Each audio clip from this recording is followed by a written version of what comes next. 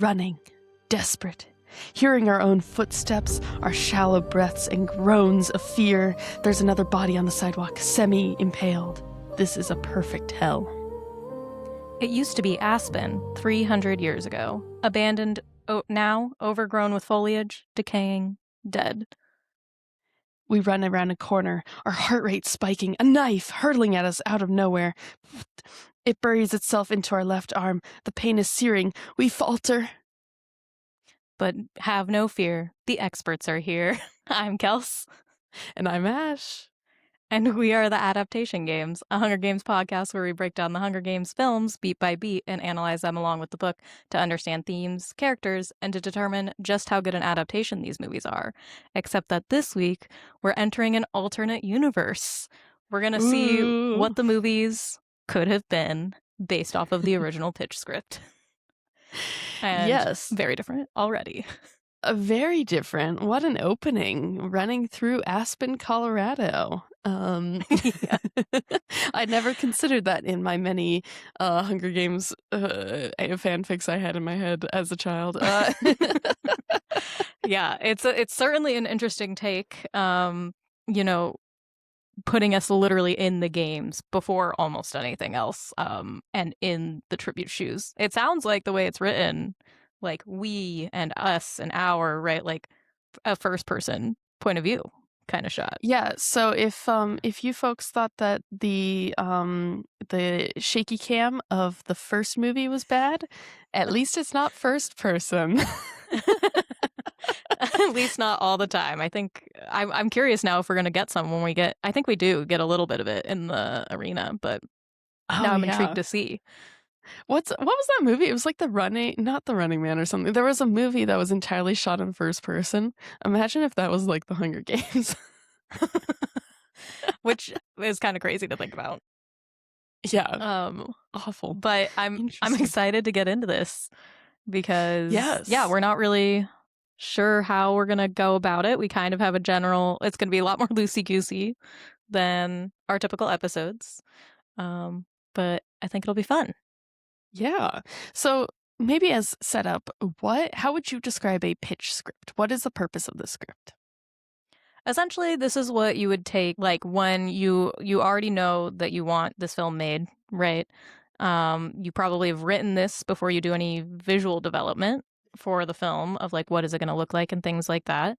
And then you are essentially going to take this and shop it around, right, to different studios. So you're going to be like, hey, we have this book and this is how we see it translating into film. What do you think? Right. And this is probably not the original pitch script, right? This is after Gary Ross gets involved in writing it. And so it is mostly we're getting really close to getting ready to make the movie kind of script. Gotcha. So this is essentially the three writers, Gary Ross, Suzanne Collins, and Billy Ray. This is essentially just a them project at the moment, and it's about to blow up into an actual movie with many script revisions and all sorts of viz dev and everything like that. Yeah. Like at this point, they may have already started casting, right? Because because this is the version of the script that Donald Sutherland read. And he was like, President Snow isn't in this, but let me tell you all of these things that I think about him. I was going to say, wait, that actually recontextualizes everything because I haven't seen Snow at all. Yeah, like he's not even in the parade scene when we get there. That's crazy. Okay. Yeah. Interesting. So they may have already, I don't know if at this point maybe they were already considering J-Law for Katniss or if they had already started like open call and things like that. But I do know that Gary Ross basically had read the original and was asking Suzanne Collins for like clarification on some stuff. And then she was giving him all this information. And he was basically like, do you just want to write it with us? And so she does work in TV. So it's not it's not a far leap. Yeah. She was originally a scriptwriter. So she knows. That's why all of the books are structured the way that they are, because she's so familiar with it. Yeah, that makes sense. Where would our audience, if they want to follow along, find this script? That is a good question. If you just Google it, it's pretty much the first or second link. It sometimes changes. I think Script Slug is usually pretty good for getting some scripts. You just have to be careful. Sometimes it's just the transcript of the movie sometimes is like what they'll put instead of the script if the Writers Guild have not released the script in its entirety. So you guys can follow along because it's a really interesting read. And again, I would just encourage people to look up scripts for films that they like, especially if you're into analysis and things like that, because seeing how some of this stuff is written, like that information that we were just reading at the beginning there, right? This is page 1. This is essentially your first moment on screen, and it's some flowery language that is then going to have to be translated in via shots and things like that. So your script is different than your shot list, right? Like this will not translate into a shot list eventually for a director. Gotcha. Interesting. Yeah. Yeah, it's the first page reads like a book and then the rest super doesn't. Although there is a pretty significant amount of like middle language or however you say it, like description script. Just to set like each I think Seneca Crane is like a dark figure, or something like that. Yeah. Well, you have to get really general at the beginning, especially with your characters, because you probably haven't cast them yet, so you don't want to be too specific sometimes. But yeah, it's really interesting how scripts can evolve and change. And like by the time we get to Catching Fire, I hear that script did not change much. Like once they wrote that, it was like pretty locked in because they already had the tone and everything that they knew from the first movie that worked, right?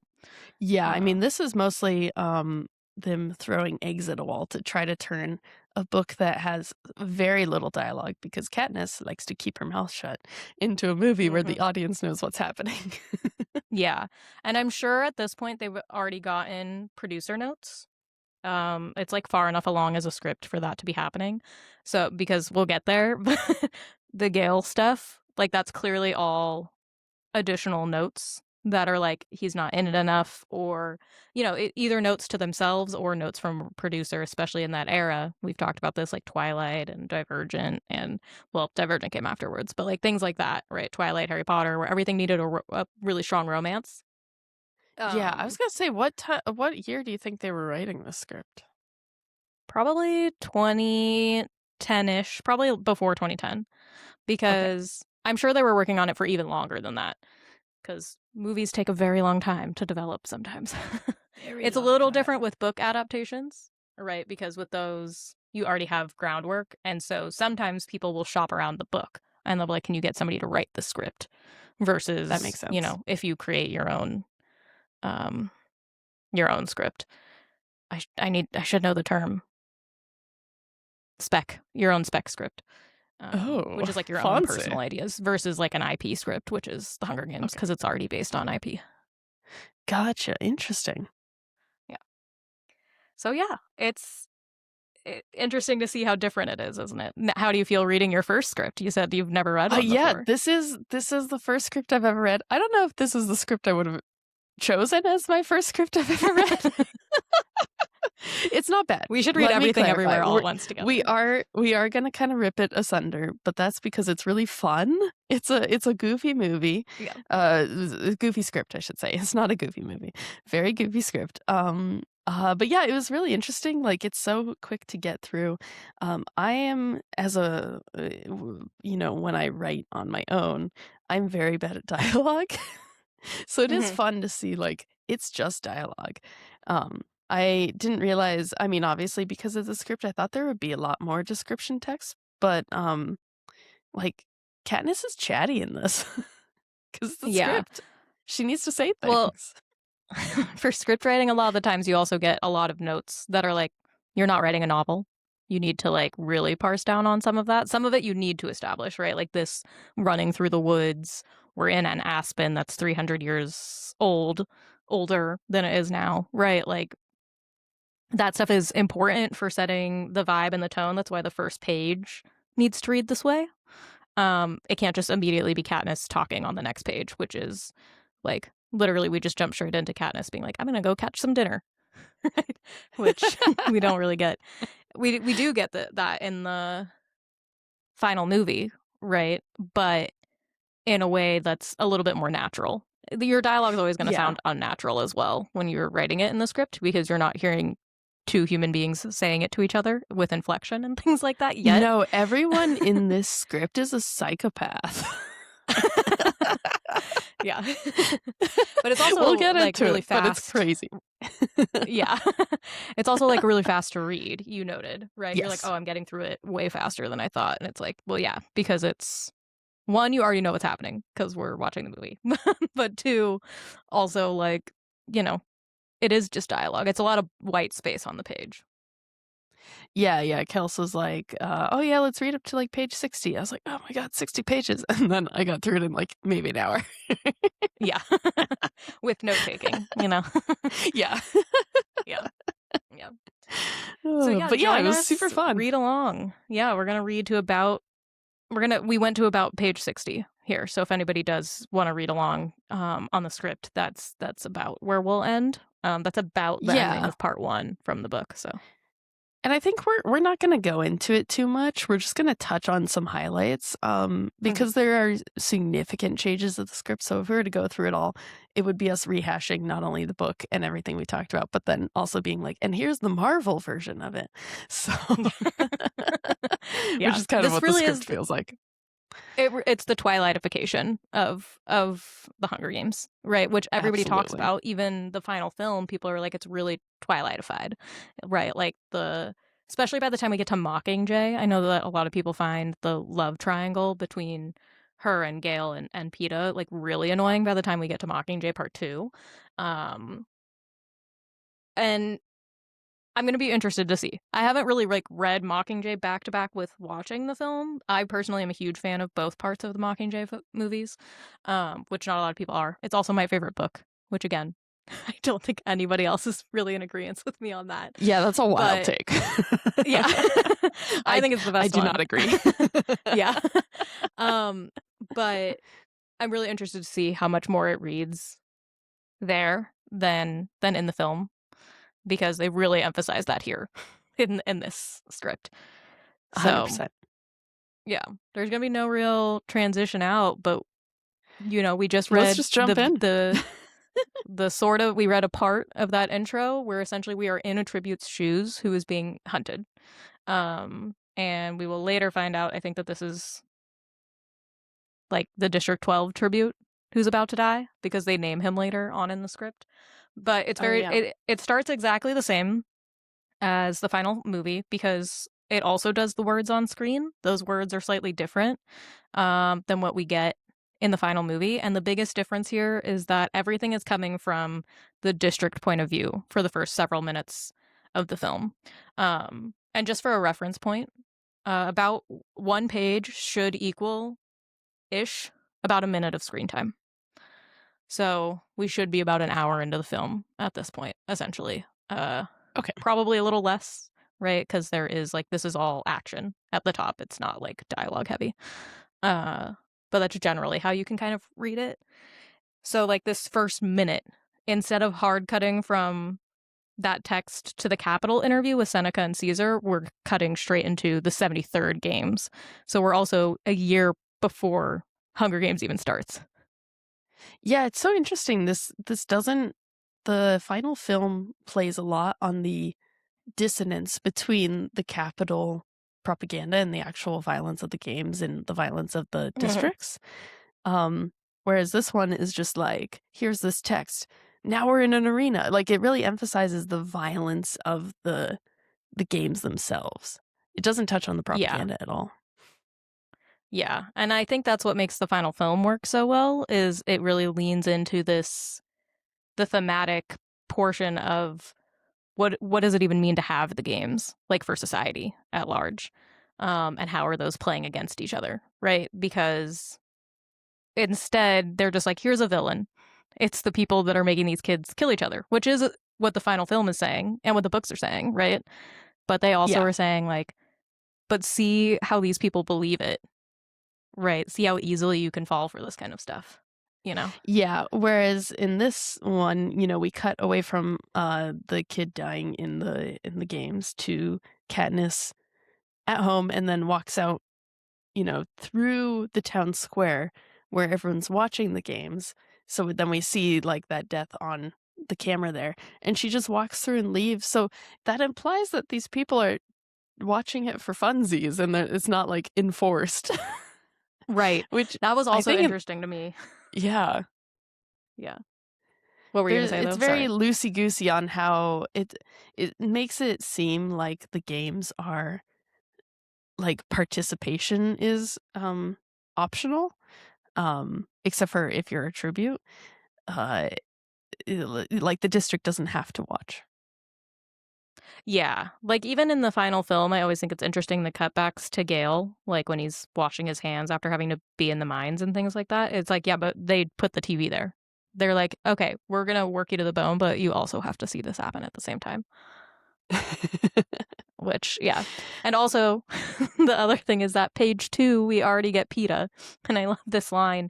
Peeta Malark, a broad-shouldered boy of 16 whose eyes, now and forever, are following Katniss. Like, the reason you put this in the script in a way that, like, oh, yeah, like an actor would have to portray this, right? Like, I think Josh does this well as yes. Peeta. But you put this in because you're like, you need to establish it up front. You also, it's like in a book, you're kind of like, I want to establish all of my major players immediately. But notice that we didn't do that in the Hunger Games. We don't meet Peeta until his name is called. I also just realized that I was looking at page 3, not page 2. So there's a very brief Claudius Templesmith. Oh yeah, and then cut to Katniss. Yeah. I printed this out, and the like little black dots for the hole punches are on both sides of each page. So it's they are incomprehensible which page I'm on. That's funny, actually. Anyway, but yeah, we like have a young Katniss. We have like a 15-year-old-ish Katniss. Yeah, and we see Peeta, Haymitch, Claudius Templesmith, and Mission Control all on page 2. That's crazy. Page 3. Yeah. Which is like, man, you think that like the movie is moving fast at the beginning? Can you imagine this? I'd be like, I'm getting whiplash. Yeah, we are establishing every character immediately, actually.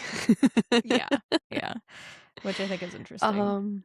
Yeah, it's so good. I think maybe, we're jumping all over. We go to the clearing where it's Katniss and Gale. I would say very obviously flirting. Yeah. Where's the line? Do you have it in front of you? This is Gale Hawthorne, 17, her best friend / hunting partner. Handsome, dark-haired. He loves being with her more than he'd ever admit, even to himself, in parentheses. Loves teasing her. And then until she bites his finger playfully because he covered her mouth to like get her to be quiet when he snuck up on her. Who is this? And who took Katniss? Katniss would have stabbed him with her arrow that she was holding in her hand. Like immediately, expeditiously. Gale would have been dead. The whole movie's over. Yeah. We're done. R.I.P. Gale. It was nice meeting you. Yeah, no, I highlighted the Katniss line. How do you do that? How do you move without making a sound? I'm light-footed. I was like, hello, Marvel. What is happening here? Again, this is really, I think, where we lean into the Twilight aspect. Oh, 100%. Also, her bow shooting in this whole script is like so Hawkeye, impossible, like Black Widow-esque. She's like, I'm launching 3 arrows. I'm like, oh yeah. And then also like she climbs the tree after this, and he's like, how do you do that? Because she like climbs it like crazy. Because like, again, in the movie, right, we get to the point where she does climb that tree in the games. We haven't talked about it yet. But if you watch the behind the scenes, you don't have to, but you see J-Law really training to do that with like essentially very minimal wiring and things like for the stunt. And it's like, there's no way you're going to get a teenage kid or a 20-year-old person, which J-Law was when they filmed, right, to do this. Like, that's the other thing you have to consider is it's like, okay, great. You're going to throw a bunch of stuff into the script. What's actually possible once you actually get there. So that's in the pitch script, right? You're going to throw everything that you're like, wouldn't it be amazing if we could do all this stuff? And then a producer is going to come in and be like, you can't afford to do these things. Like, we're going to have to do something else. You have to drop 5 sets. Like, what Yeah. are you talking about? Like, even just the coal train that Gale sneaks onto, like, that's a whole additional thing that you would have to pay for and dress up. And, like, you see it in the final film, but it's just, like, set dressing in the back. You know, it's not like an actual train. Yeah. Yeah. Oh, yeah. Kind of on the next bit, Gale admits that he didn't watch the games, which is not optional, I thought. Yeah. Well, it's like, I get that they're probably not watching every minute of every day. Like, they can't force them to do that. But yeah, I would think that the way that they talk about it, like, they know what's going on. Gale should know that Yeah, this kid, 100%. what did they call him? Not Beto, that's the little assistant boy. The Blanken kid. Oh, yeah. He's like, did the Blanken kid survive? It's like, you would know. I'm sorry, everybody would be talking about it. Everyone would Or know. you would see it. They have it on every TV screen when you walk out of town. 100%. And everyone's like, there's a huge betting culture around it too, at least in Sunrise. Yeah. You know, the other thing that this I just realized too is because this is a year prior and Katniss is 15 here, and Gale is 16, right? So I think it's interesting because in the book, something that they don't really talk about in the movie is that they talk a lot about how Katniss is like, we only recently stopped bartering for everything. We only recently came to this agreement about the Hunger Games. We only recently, and it's like, I don't know how recent is for Katniss, but probably within the last year or so. Right? Yeah, This makes it in the feel final like movie, much more familiarized.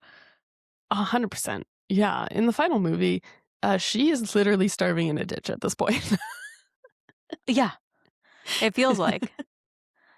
I think this is about the age that she did the bread with Peeta, right? No, she was 12. She was 11. They just didn't hire a younger actress. Yeah. That's fair. I think it could have been more effective. I think we talked about it, but they really want to establish Josh and J-Law as the, that's all good. But yeah, she was 11 because she couldn't enter the Tesserae system yet to get food. But they don't really specify that in the movie. That's like a book thing. Yeah, that makes sense. Oh, Gale mentions, hey, like, would you rather move into town and marry a coal miner or baker?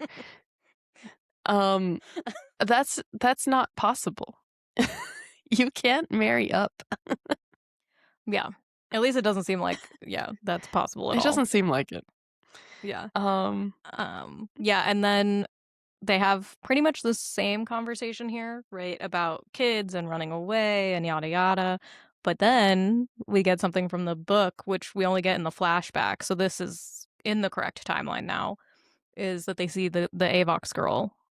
She's not an Avox currently. She's just a runaway. But they see her getting captured, and Gale moves to like go help her, and Katniss is like, "They'll kill you. Don't go help her." And they just watch her get abducted. Yeah. And this is on page 7. Like page 7. So that is within the first 10 minutes of the movie. We have met every character, and we are now also getting the Avox girl, and we're not even at Reaping Day yet. Like, no, I think this really shows why the Avoxes couldn't work, and we'll get more into that as we go. But this whole scene is just such a left pivot from everything we've been doing that suddenly there's like a hovercraft and a woman running, and then she gets picked up, and then it's like, oh, okay, time to go to the hob. Like, yeah. Well, also like, because in the final movie they do have the hovercraft, right, fly over them, but they just hide from it, and it's like that's kind of all you need. You could, and also it once again establishes the huge difference, the juxtaposition between the capital and the districts, right? She's using a wooden bow and arrow, and this is like a gleaming hovercraft that just is flying over them, and they're like, we gotta hide. And that really establishes everything that you need to know. Absolutely. And in the final movie, that hovercraft's carrying Effie. It's not tracking someone down. Yeah. And you can assume that maybe it's just a patrol ship too. Like you don't. Yeah. Who knows? Know. Wow. Incomprehensible at this point. So yeah, so far these kids are living an extremely eventful life. lives. There's a lot going on. Yeah. And we got more to see in the Hob. Yeah. Well, they head over to the Hob, and lo and behold, who's there but our favorite bread boy, Peeta Malark. Shockingly. What did you write Why? on your page? Read it. I wrote, Peeta at the black market with bread? Publicly that he said, burned from his mother? yeah, that he burned. I just said, man is just double fisting loaves as he breaks the law in front of God and everyone. He's like, there's no differentiation in this script between town and not town, where like Peeta's supposed to be kind of like quite privileged in the district because he's a baker boy. But here he is in the Hob, 2 loaves of bread, 1 burned, and he's bartering and like makes a deal with Katniss and a vendor. Well, he's like bartering on behalf of Katniss. And what I was thinking about was when we talked about it in that episode where we were like, Katniss gets so mad because she's like, what does he mean? What does he mean? Like, is he implying that I don't know how to trade? It's like, yeah, basically he's coming in here because he's like, Katniss, I think this is worth 2 pieces of bread instead of 1. You should do better. Which I think is just so funny. It's so good. It's so funny to have any sort of Peeta is now bartering, which is fascinating to me because like bartering feels like such a Katniss thing to do. Specifically at the Hob. Why is he at the Hob? He shouldn't be at the Hob. Right. But it's like, not a hangout spot. Right? Like, no, it's not like the hip happening chill place in town. Yeah. It used to be back in the day, but it's not anymore. No. It's also like Katniss no longer owes Peeta anything. Right. There's an exchange and it's complete. And now they've just talked. Peeta and Katniss have this thing in both the books and the final movie where neither are talking to each other, like in a way that the other one makes sense. Katniss cannot understand Peeta on a fundamental level because he is kind. And she goes, no, now I owe you something. In this case, she owes him nothing. Yeah. Like it's an equal relationship. And also, it takes out all the ambiguity, right? We've talked a lot in our episodes about how it's important that we don't know what side Peeta is on. His own? Is he on Katniss's side? Do we like him? Do we not like him? Is he happy she's here? Is he upset because his mom thinks she's gonna win? Like, we don't know where Peeta stands because Katniss doesn't know where Peeta stands, right? And this is gonna change a lot when we get the Gale scene, so we'll save that. But, like, even this moment, like, they clearly have a relationship of some kind. Whereas in the books, she's like, I bet you he doesn't remember, and I've never spoken to him a day in my life. Like, okay. Sure, She's like, he threw me a loaf or 2 of bread, and then we, in our very small district, avoided each other forever. Yeah. She was like, I made sure to never speak to him again after that. Somehow. Respect, Katniss. I understand. Yeah. Yeah. But yeah, so I think it's interesting. They're obviously just trying to establish that because they want you to believe that she can trust him later. But it's like the way we present it in the final movie is the way that the book presents it, which is that she just doesn't know if she can trust him. And she shouldn't, because that's like the whole point of the games, is to sow discord, even amongst your district mate, even amongst your family, right? Like, it's supposed to sow discord across the board, right? Yes. So yeah, I just think it's an interesting change. It's so fun. Honestly, I'd love to see a version of this. To see Peeta hitting up with Greasy Say. Yeah. Like, this is the spin-off series. It's like how animes get like their cooking versions where they all just like will go and cook and like not be fighting even though they're all killing each other. Yeah. I would love to see that. That would be amazing. So good. Amazing. But from there we cut into sort of Katniss continuously, and we didn't touch on this before, but she is constantly talking about plants and how they work, and she just hands like plants to a vendor. Which I kind of like that she would do that, because it does feel very Katniss to be like, oh, okay, wait, here, have this plant, like it'll fix you, I guess. Go away. Like previously, she had like slapped something out of Gale's hand because she's like, that would kill you. And now she's like, these berries will help the mother of the dead tribute sleep.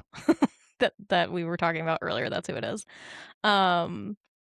And yeah, they're basically trying to establish why she's going to know the berries later, which I don't really think we need necessarily.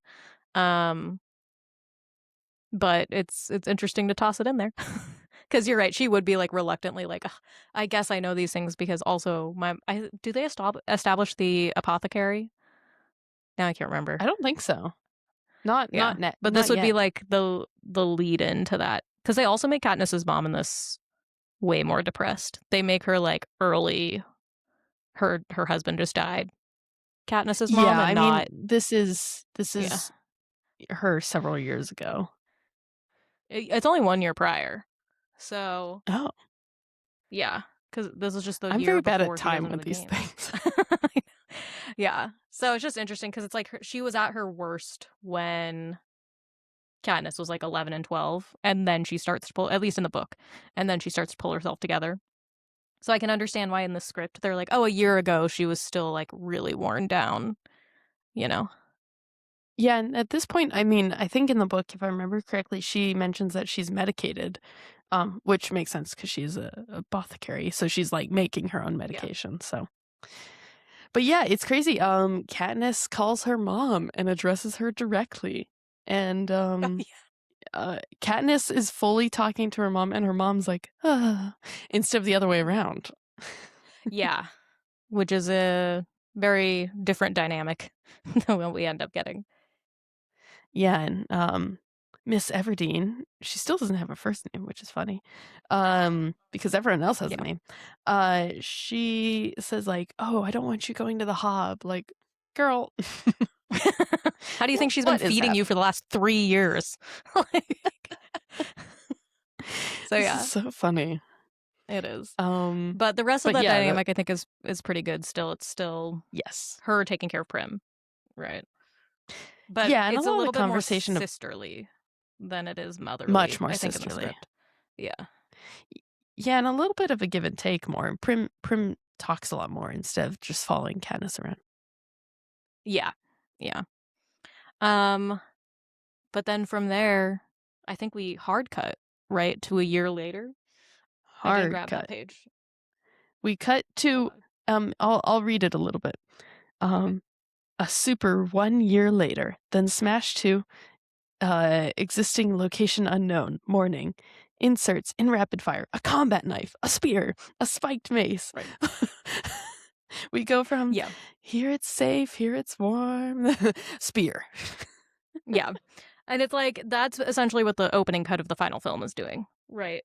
But in the opposite way, that the capital is like, oh, bright and pretty and colorful, hard cut to Prim screaming, right? So I think it's interesting to cut. You're right that the focus is so much more on the actual violence of the games themselves and not necessarily what the games represent.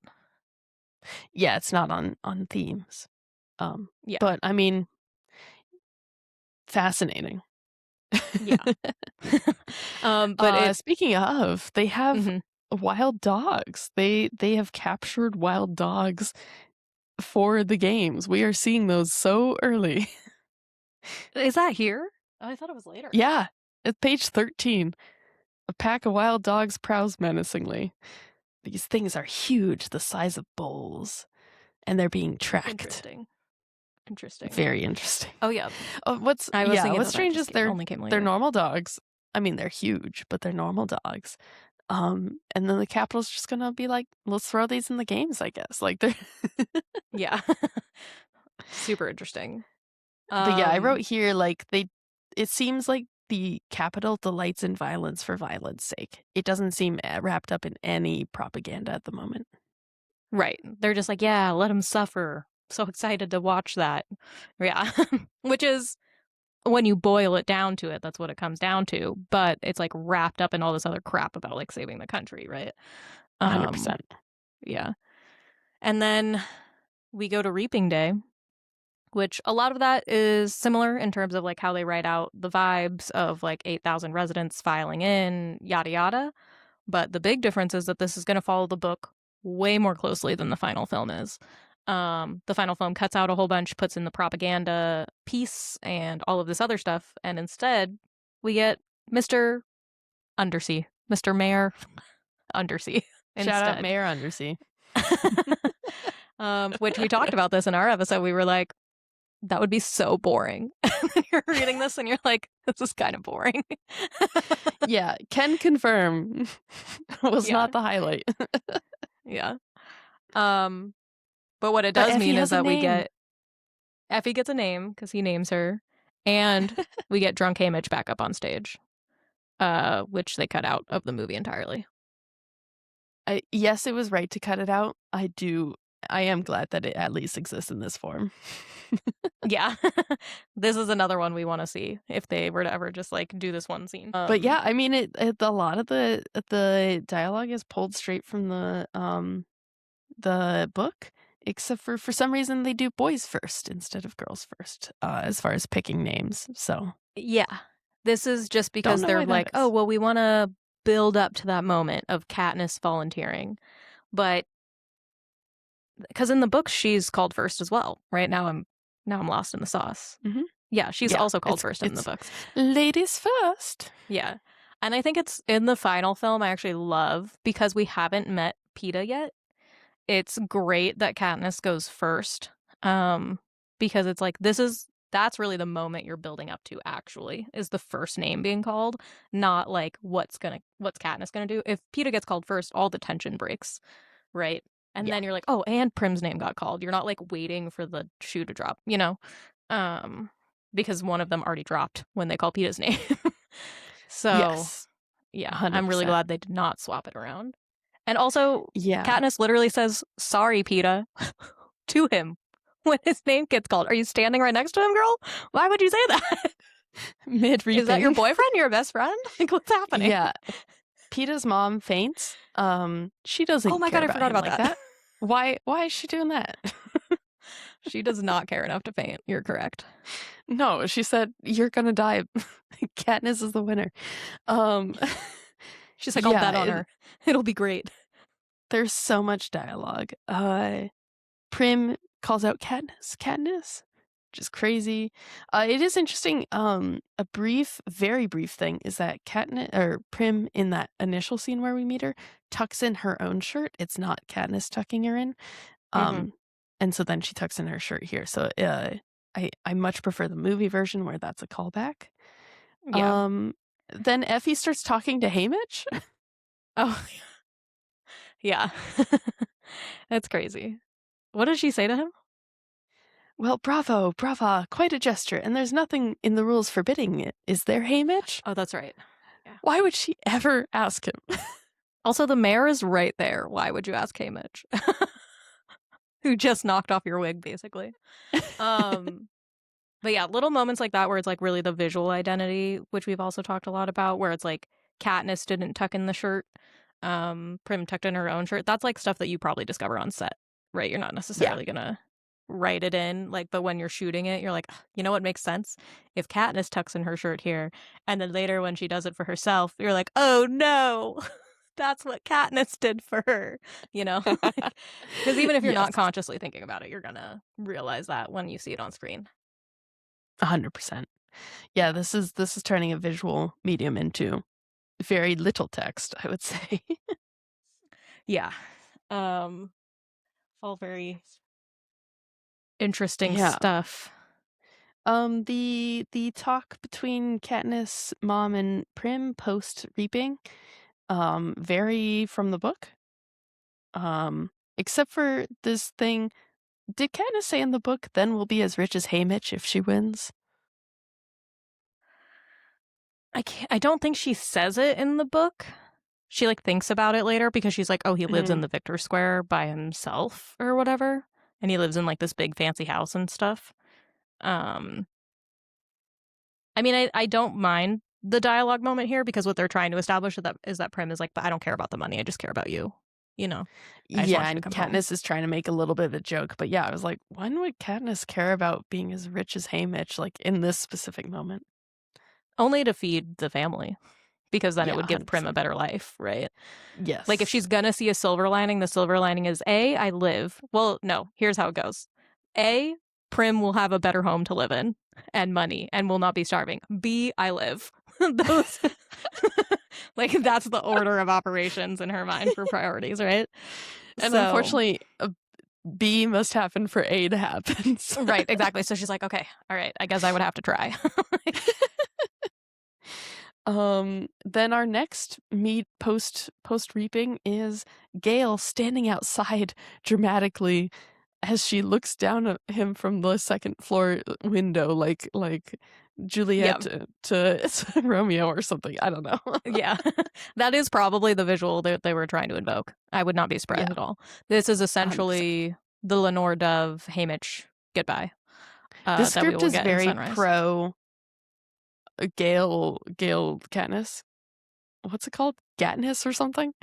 What's that? Do they even have one? I just know it's Peeta. Penis for Peeta. Katniss is the other one.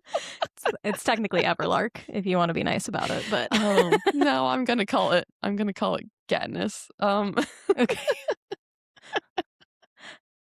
I guess it would be something with Hawthorne and Everine would be my guess. Oh, but I don't know. I mean, I've never seen it written out. I don't care. Yeah. Anyways, it's not. Yeah, let's just say, look, I've read Mockingjay. I am not pro Gale. Yeah. Well, here's the thing: is it's not even necessarily pro Gale. It's pro love triangle. Here at the beginning, that's why we're getting so much Peeta. This is very pro love triangle. Yeah. Which again is just the Twilight-a-fication of everything. Because it's like if you're gonna have a love triangle, either A, it needs to be just a straight up romance, and that's what the whole thing is about. Which is why I think it works for Twilight. I know people make fun of it, but it's like that's what it is. Like Twilight's fun. It's not trying to pretend to be anything else necessarily. But no, it's having fun. It's a good time. Yeah. But like this, the triangle is going to represent certain things about Katniss, right? And that's really what it still works in Mockingjay. He's just incredibly annoying. Yeah, he's very annoying because he's all the bad parts of war, right? He's all the bad that's coming out of this, all the like bringing out the worst in Katniss, right? Yeah, which is 100%. What it does sometimes. So. He is important. He's just annoying. Yeah, especially because they're teenagers, and you're like, it's triply annoying. Oh yeah. But yeah, so Gale doesn't get his goodbye. The goodbye with the family is pretty much the same, except that she dumps way more responsibility on Prim. She's not like, oh, Gale's going to come and help you out. She's like, you're going to do this. You're going to have to start hunting and gathering. I haven't taught you any of this because I refuse to take you, but you're going to have to man up and be the man of the house, Prim. Like, Prim, lock in. Lock in. It's it's so fascinating. Yeah. But yeah, so then they're on the train. And the interesting thing here is moving forward from here on out, Effie is basically going to become the Haymitch of mentorship. Because Haymitch might not be a good mentor, but he is generally the one teaching them things about like actual stuff in the games and not just the Effie version of things in the games. But this is also because Effie isn't like all caught up in the propaganda of it in this version. Right. She's like, yeah, you guys should eat because you're going to be starved when you go into the arena. You should really put some meat on your bones. Effie in the films and the books would not think about that. She'd be like, you guys should be glad you're so skinny. Do you have any idea how many like drugs I probably take to throw up my food so I look like this? Like she would not care at all. She would not think about that. I'm sorry. No, she's thinking about the table. She's not. Yeah, Effie in this in this script is fascinating. Because she has lines that are so Effie. Like, that's just a rumor. Everyone knows the district training is illegal. Which is so Effie. Yeah. That's like, yeah, it's illegal, so no one does it. But then she's also like, okay, when you get in the games and you get to the cornucopia, you have to run away. Yeah. Like, what? It's such a contrast, and the reason they're doing it is because they're like, Haymitch is going to be so unlikable. He's going to be too drunk. We're going to make him book version Haymitch, which is too unlikable for a PG-13 movie. So we're gonna have to give Effie some of these moments, because what does Haymitch get on the train? He punches Peeta, and that's like, he doesn't do any of the other stuff that he does in the final film, right? And we don't get the first Everlark moment, which is also a movie only thing that's not in the book either. But that's because in the book we get the whole, she goes on that entirely long thing where she thinks about Peeta while the mayor is talking. So you get a lot of Peeta, but in the movie they're like, okay, well, they need to have a first interaction somewhere, so they put it at the train. That's fair. That's fair. Yeah.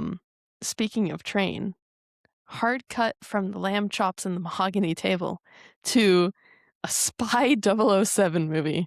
Gale, dressed all in black, probably covered in coal, climbs atop a coal train when Prim is looking out for anyone watching, and he is on his way to the capital. The fact that he lets Prim come at all, I'm like, you've already lost. You've already lost everything, Gale. Like, I can't believe that. You know? Gale's like, we are sacrificing Prim immediately. And I'm getting on this coal train to the capital, maybe. Maybe. Yeah, we don't know what he's doing technically yet, but it's crazy. And also, like, the fact that, like, he's getting onto this train, and later on he's gonna be like, oh, well, Prim asked me to come. Like, it's sir, she's 12. Like, I don't really know what you want me to say other than it's impossible. Yeah, she's gonna ask a lot. Maybe don't indulge. Well, also, I think it's interesting. There's so much that I, like, don't remember, again, from the second half, because I just have zero memory retention. But the like technology difference, right? Because that's a huge theme in the final film, is seeing the difference between the warm, earthy tones and the earthy, natural sounds of the score, and then like the hardcore tech of everything in the Capitol. We know that they absolutely are scanning these trains for runaways. There's no way the tech of the Capitol would allow this to happen. I'm so sorry. Impossible. Like, literally impossible. Like, the reason the rebels lose the war is because they can't get to the fucking Capitol through the mountains. And yet Gale is like, I'm going to pass through Capitol-guarded tunnels for, like, however long it is. Like, 2 days. It's a 2-day trip on the bullet train. And he's on the coal mining train. It would take him so long to get there, I feel like. Yeah, he'd be there in a month. Game's over. Katniss dead. Well, I also think that this is just a fundamental misunderstanding of where the power is. Because we talked about this too. They actually get all their power from District 8, which is the power district, I believe, because they have the dam. And that's what powers the Capitol. Not coal. Like, they get there and Katniss, they're like riding through the Capitol streets and she's like, oh, at least I know where all that coal goes to. Girl, your coal from District 12 with 8,000 residents is not supplying the amount of, like, power that the Capitol needs. I'm sorry. With their LED lights, President Snow isn't like, yeah, the Capitol's so pretty and nice, and then the 10 coal plants that are right outside, please ignore those that are spewing toxins Again, I'm pretty into the air near me. Yeah, the coal is just going to the other districts to help power them. Yeah. Like, that would have to be the explanation, right? Yeah, and I mean, that's all District 12's whole thing is just coal for other districts to do their job to then do the job for the Capitol. District 12 is probably very rarely actually interacting directly with the Capitol. Yes, which is also why they get away with more than the other districts in terms of breaking the law. But don't you worry, Gale is on his way to the Capitol. Is he going to rescue Katniss? No, but we'll get to that. Yeah. I think we're going to have to get to that in the next part because I think so. We're going to talk about that for like an hour alone. Yeah. I mean, I think leaving it at Gale jumping on the coal train is exactly where we should end this part 1. You want to end it here? Yeah. Basically, it's she's at the Capitol. She gets there after Gale, and she's like blown away by how incredible it is. And like it's really interesting to see the differences when she gets there. Yeah, compared to yeah. the movie. The script, it's so interesting. The script does stay so close to the book, and then just like takes a hard left. Well, also there's just parts of the book that we've talked about this. It just wouldn't work for the movie. Like Mayor Undersee reading, like, man, you think everything else is like too exposition dumpy? Like, not. We don't need him up there. The propaganda film is the way to go, right? If Yeah. you're gonna adapt it for keeping your attention, and also giving a lot of 100%. history and hearing President Snow's voice. Like, it gives you so much with way less, essentially. Yeah. Than you would And, expect. maybe don't introduce every character within the first 3 pages. Yeah, it's a lot to do. It's a lot to do. It's a And lot. then because like half the reason you do it is because you're like, well, all the book readers know who they are. And it's like, yeah, but you can't just make it for book readers. Like at the end of the day, you gotta have to make it for anybody who walks in. You can't just be like throwing characters and they're like, who is this random person you did a close up on and then didn't tell us anything about? And then we just cut away. Like we won't find out for another 10 minutes anyways. Nope. Yeah. This is not Star Wars. No one knows. Yeah. But yeah, so we can kind of wrap it up here if you want, and we'll be jumping in. We've got a lot to talk about still. Like we said originally, the idea of this podcast was to compare the script as well to the film as the books, and we were like, there's literally no way to do it. We already talked for so long. We can't add this in. It's gonna take literally forever. Yeah. It was a nice thought. It was a good theory. Yeah. Until I got really deep into it and I was like, wow, it's too different. Which is funny because like imagine we were doing the script to the book. There would be way less differences to talk about. But also the 100%. differences that are there are so massive that takes up so much time. Because otherwise it's almost word for word. Like... Yeah. Like themes of the book. Because a lot of the dialogue will match word for word what's in the book, in comparison 100%. to what we get in the final film. Yeah, but you're like, okay, which is maybe fun. that's why it doesn't work. It's cute. Some of it doesn't work, but it works better in the book than it does here. But yeah, fascinating. So I hope you're enjoying your first script read through. And we'll see you next time for Gale in the Capitol. We have the parade, we have the interviews, we have a rooftop scene that's way too early, and then we head off to the games. Yes, and we're gonna get Seneca Crane. That's the other big one I'm excited to talk about. He's already had a little moment here already. We just kind of skipped past the mission control, which is fine. We'll talk about it later. Again, so many differences. So yeah, if you want to follow along for next week, we ended around what were we on? Like page 25 here? 26? Here I would say 27, 28. And we'll pick up from there. There you go. So after that until around page 60 if you guys wanna follow along. And we will see you next week. Au revoir.